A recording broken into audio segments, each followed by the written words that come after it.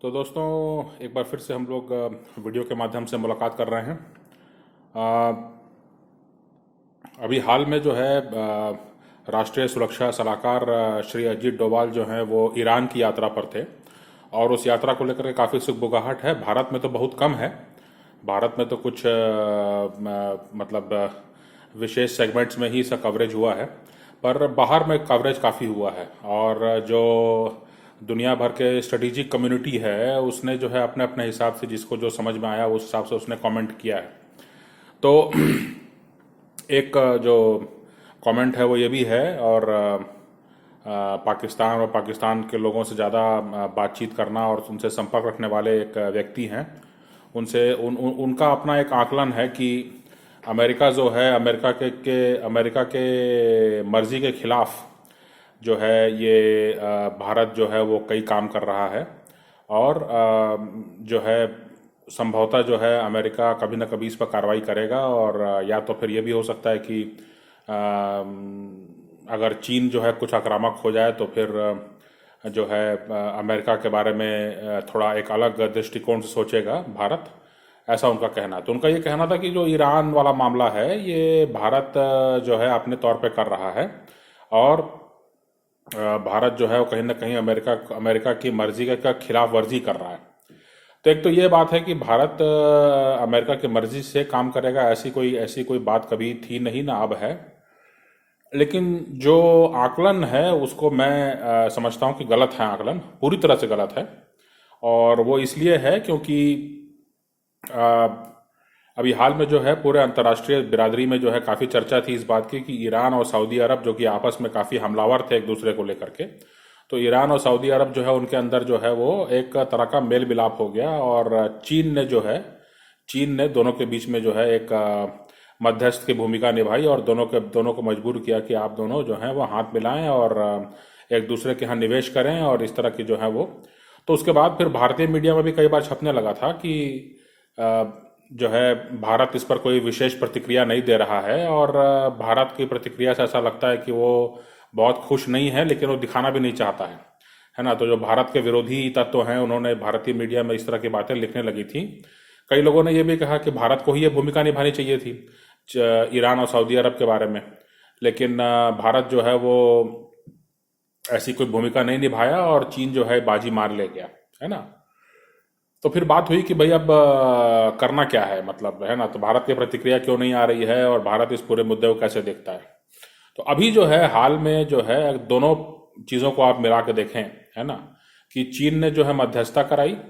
Iran और Saudi अरब के बीच में, और जो अमेरिका और इजराइल हैं वो ईरान के प्रति जो हैं बहुत ही आक्रामक रहे हैं हमेशा से, है ना। और उसके बाद में तीसरा जो बात है वो ये कि ये समझा जा रहा है कि भारत जो है अगर ईरान के नज़दीक जा रहा है या अगर व्यापार उनसे बढ़ा रहा है तो कहीं ना कहीं ये एक, या अगर रूस तक एक ट्रेड कॉरिडोर बनाने की बात हो रही है ईरान के मार्फत, तो कहीं ना कहीं जो है ये अमेरिका के हितों के खिलाफ है, ऐसा माना जा रहा है, या अमेरिका की मर्जी के खिलाफ है। मैं ये मानता हूं, मेरा ये आकलन है कि दरअसल अमेरिका ने ही जो है भारत को इसमें आगे किया होगा कि देखिए जिस जगह पर अब हम रह नहीं सकते, माने कि मध्य पूर्व में, जिसको अमेरिका मध्य पूर्व कहता है और हम पश्चिम एशिया कहते हैं, पश्चिम एशिया में जो है अमेरिका की दबदबा उस तरह का नहीं रह गया है, और अमेरिका का जो रेपुटेशन है, क्रेडिबिलिटी है ना। अफगानिस्तान छोड़ने के बाद जिस तरह से अफगानिस्तान छोड़ा गया और जिस तरह से जो है अफगानिस्तान की महिलाओं को उनके हाल पे छोड़ दिया गया है, उसके बाद जो है, और इसके अलावा जो है इराक का मामला हो गया, सीरिया का मामला हो गया, ऐसे तमाम सारे मामले हैं जहां पर कि अमेरिका सीधे तौर पर जो है वो शामिल था। लेकिन जिस तरह से तुर्की का मामला हो गया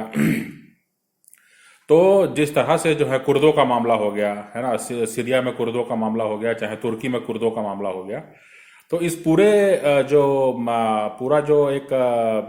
जो इलाका है जिसको कि हम पश्चिम एशिया कहते हैं, और अमेरिका और बाकी पश्चिमी देश उसको मध्य एशिया कहते हैं, मध्य पूर्व कहते हैं।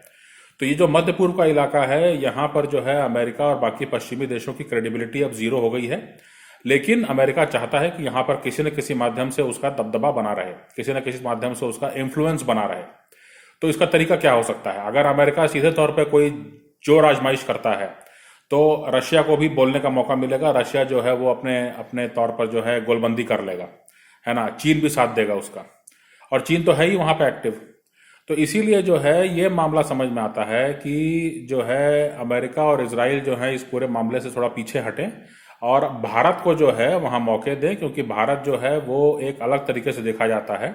और भारत के साथ व्यापार करना, भारत की बड़ी मार्केट तक पहुँचना और भारत से व्यापार करना जो है ये पश्चिम एशिया का कौन सा ऐसा देश है जो नहीं चाहता है। तो इसलिए,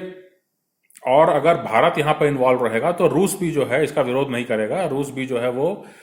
ये समझेगा कि हाँ, जो रूस के हित हैं उनके खिलाफ जो है कोई काम नहीं होगा अगर भारत कहीं पर शामिल है तो इसलिए जो है रूस को न्यूट्रलाइज करने के लिए और जो है मामला जो चीन को जो है बहुत ज़्यादा दखल उसका ना बढ़ पाए, इसके लिए जो है अमेरिका की तरफ से जो है कहीं ना कहीं एक मूक मूक तौर पर जो है उनकी तरफ से एक सहमति दी गई होगी कि भाई, मौन सहमति इसको कहते हैं, मौन सहमति दी गई होगी कि भाई आप जो है आगे बढ़े और यहाँ पर जो है आप कुछ जा करके मामला जमाइए और देखिए कि जो है आक्रामक बहुत ज़्यादा मत हो, क्योंकि इनको मालूम है अमेरिका को भी और बाकी भी नेटो देशों को भी कि जिस तरह से वो लोग जो हैं तख्ता पलट करते रहे हैं पूर्व में, वो सिक्का अब चलने वाला नहीं है। रूस में नहीं चल पा रहा है, इराक में भी बहुत ज़्यादा सफल नहीं रहा, ईरान में भी जो है अगर ऐसा कुछ करने की कोशिश करेंगे तो ये बहुत बड़े पैमाने पर जो है सभी विरोध करेंगे इसका। तो इसलिए जो है उनका ये कहना है कि किसी न किसी तौर पर जो है हमको वहाँ पर अपना एक असर चाहिए, तो वहाँ पर असर जो है वो भारत के माध्यम से जितना हो सकता है उतना ही एक संभव है ना, जिससे कि मामला शांत हो। या भारत अगर व्यापार बढ़ाता है, अगर दोनों तरफ से जो है नौकरियां और व्यवसाय जो है एक दूसरे पर निर्भर होना शुरू होते हैं, तो ईरान की आक्रामकता होने पर जो है भारत के कहने पर जो है कहीं ना कहीं अमेरिका और इजराइल को कुछ राहत मिल सकती है, ऐसी बात हो सकती है। और मामला जो है वो सैन्य गतिविधि तक नहीं जाएगा, नहीं जाना चाहिए, है ना। तो ये एक मामला है। दूसरी बात ये भी है कि ईरान जो है वो खुद बहुत अंदरूनी मुसीबतों से जूझ रहा है, उसको पैसे की ज़रूरत है और उसको जो है उसको जो है अपने समाज में को जो विकसित करने के लिए जो है एक पैसे की ज़रूरत है उसको, और हर प्रकार के निवेश की ज़रूरत है। तो रूस की तरफ से जो है उनको काफ़ी अब सहायता मिलने लगी है, या रूस की तरफ से उनको काफ़ी मान्यता मिल रही है और तरजीह मिल रही है। तो अब जो है भारत की तरफ से भी अगर मिल जाता है किसी हद तक, तो जैसे मान लीजिए कि अगर हम लोग लोकल करेंसी में ही अगर हम व्यापार करें, तो एक बात को समझने की ज़रूरत है कि लोकल करेंसी को लेकर के जो भारत की तरफ से किया जा रहा है, ये जो है जो दुनिया भर में ट्रेंड चल रहा है उसी का हिस्सा है। तो अमेरिका को मालूम है ये बात कि अगर भारत हमारा खास दोस्त है, अगर हम कहेंगे भारत को कि भाई आप लोकल करेंसी में ट्रेड बंद कर दीजिए, तो होगा यही कि फिर चीन कहेगा कि भाई हमारे युआन से आपको ज़्यादा फायदा है, जो छोटे छोटे देश हैं। तो फिर जो है वो ये कि वो सारे जो छोटे देश हैं वो चले जाएंगे चीन के पक्ष में या रूस के पक्ष में।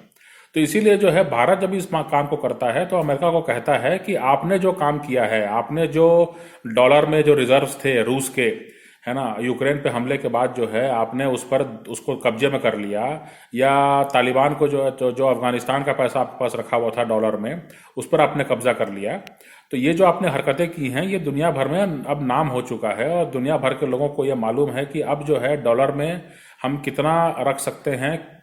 उतना ही रखेंगे जितना कि आवश्यक हो, क्योंकि बाकी जो है वो रिस्क जोन में आ जाएगा।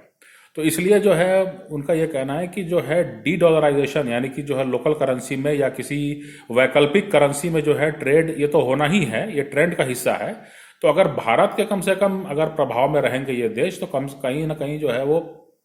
अमेरिका अमेरिका के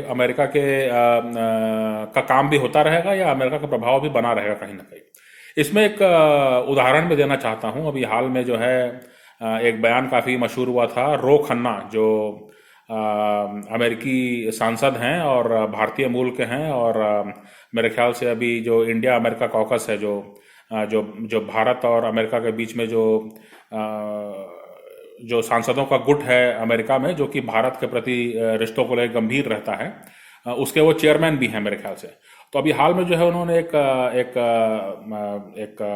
मीडिया बाइट दिया था उसमें उन्होंने, और उसमें उन्होंने कहा था कि जो अभी हाल में जो है जून में या जुलाई में जो है भारतीय प्रधानमंत्री मोदी जी का जो है वहाँ पर दौरा है अमेरिका में। और इसके पहले जो है ये कोशिश की जा रही है कि जो जनरल इलेक्ट्रिक का जो इंजन है, जेट इंजन है, वो भारत में बनने के लिए जो है अप्रूवल सरकार से मिल जाए, बाइडन सरकार से। तो अगर ऐसा होता है तो एक बहुत बड़ी डील होगी, और भारत जो है अगर वो उनको जेट इंजन यही बनने लगता है ना, भले वो अमेरिकी हो, लेकिन अगर वो जेट इंजन यहाँ बनने लगता है तो होगा ये कि भारत जो है बहुत तेजी से अपने इतिहास में पहली बार अपने 1947 के बाद, इतिहास तो बहुत पुराना है भारत का, लेकिन 1947 के बाद वाला जो इतिहास है उसमें पहली बार जो है भारत एक पूरी तरह से देसी एयरफोर्स, यानी खुद के सारे विमान बना करके क्योंकि एक जेट इंजन जो है टेक्नोलॉजी, उसको थोड़ा सा वो टेक्नोलॉजी भारत के पास नहीं है, और उसके लिए संभवतः आने वाले 5-7 साल या 10 साल के लिए प्रयास करने पड़ सकते हैं, काफ़ी पैसा भी लग सकता है। तो तात्कालिक रूप से जो है ये कहा गया है अमेरिका की तरफ से कि आपको घबराने की ज़रूरत नहीं है अगर जेट इंजन आपके यहाँ बनना है, ताकि आपको ये लगे कि भाई अमेरिकी प्रतिबंधों का कोई असर नहीं होगा,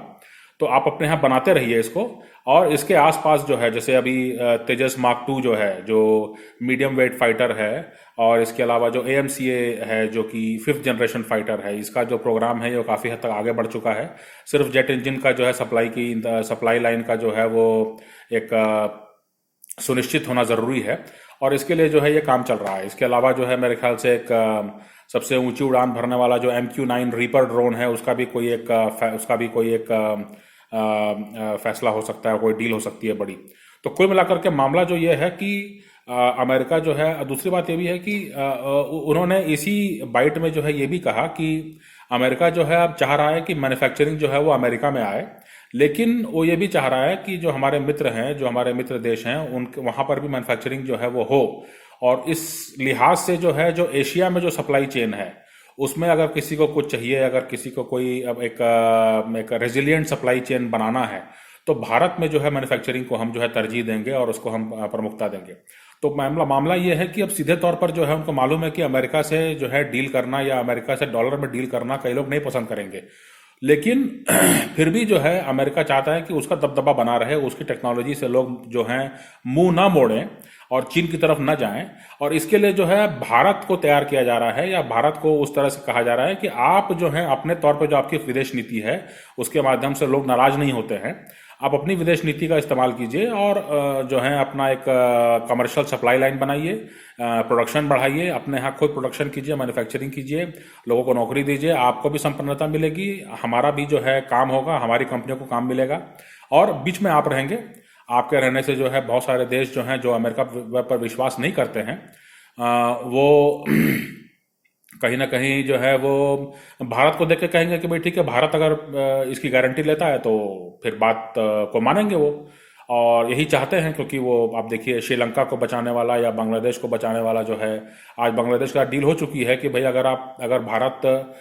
13 या 15 बिलियन डॉलर का ट्रेड करता है, तो भारत का ये कहना है कि भाई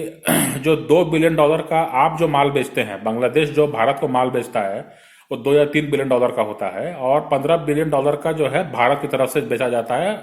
बांग्लादेश को। तो बांग्लादेश और भारत के बीच में ये सहमति बनी है कि जो 2 बिलियन डॉलर हम आपको देते हैं, आप हमको देते हैं, जो ये माल की आवाजाही होती है, इसको हम लोकल करेंसी में रखें कि कम से कम इतना जो है आपके पास बचेगा डॉलर, है ना। वो डॉलर आप हमको मत दीजिए, आप हमको जो है रुपए और टका में हम लोग व्यापार कर लेंगे, जो 2 बिलियन डॉलर का है, जो आप भी हमको बेचते हैं और हम भी आपको बेचते हैं। बाकी जो है वो डॉलर में चलना है तो चलेगा, या और किसी करेंसी में चलना है तो चलेगा। ये मामला जो है वो हो रहा है। तो भारत जो है अपने तौर पर एक तरह का जो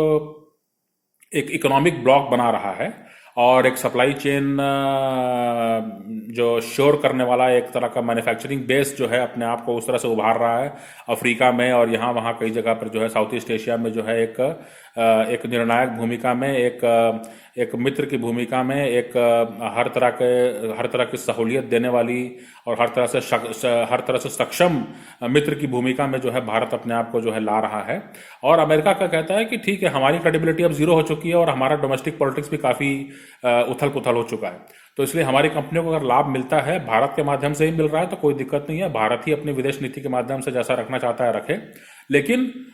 हम भारत में सप्लाई करने को तैयार हैं, भारत को हर तरह सपोर्ट करने को तैयार हैं। और जो इकोनॉमिक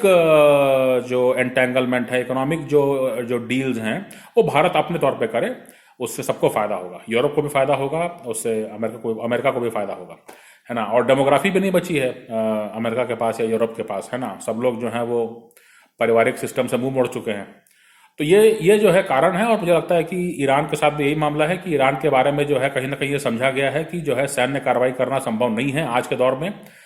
यूक्रेन वाला मामला हो ही चुका है, ताइवान पर जो है गर्मा गर्मी चल ही रही है, एक और मोर्चा खोलना जो है संभव नहीं है। तो इसीलिए उनका ये कहना है कि भाई जो है अगर भारत को हम किसी तौर पे हम आगे बढ़ाएं और भारत को व्यापार करने दें, तो सबके हितों का ख्याल वो रखेगा। रूस भी खुश रहेगा, अमेरिका भी खुश रहेगा, इसराइल भी खुश रहेगा, ईरान भी खुश रहेगा, है ना। और चीन जो है वो उसको कहीं ना कहीं एक चुनौती का सामना करना पड़ेगा। तो ये मेरे ख्याल से आकलन है। इसके बारे में आप क्या सोचते हैं बताइए, अगर आपका कुछ सोचते भी हैं तो इसके बारे में।